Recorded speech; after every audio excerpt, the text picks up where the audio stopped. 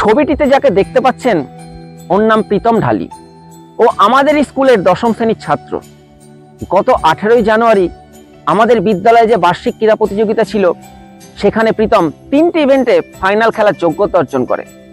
কিন্তু দুর্ভাগ্যক্রমে 100 মিটার দৌড়াতে গিয়ে ভীষণ বাজেভাবে পড়ে গিয়ে হাঁটুতে মারাত্মক চোট পায় এবং ওই নির্দিষ্ট জায়গা থেকে প্রচুর রক্ত বের হয়। সকলে ওকে বোঝায় যে বাকি ইভেন্ট দুটো এই অবস্থায় খেলার দরকার নেই, কিন্তু প্রীতম নাছোড়বান্দা, ও খেলবেই। অনেক বোঝানোর পরও আমরা কিন্তু ব্যর্থ হই। পরবর্তী ইভেন্টে প্রীতম অংশগ্রহণ করে এবং ওই রকম ভাবে চোট পাওয়ার পরও 3য় স্থান অধিকার করে। হ্যাঁ, জীবনে জয়ী হতে গেলে এই মানসিকতাটাই দরকার, এই জেদটাই দরকার, এই হাল না ছাড়া মনোভাবটাই সফলতা অর্জনের জন্য একান্তভাবে প্রয়োজন।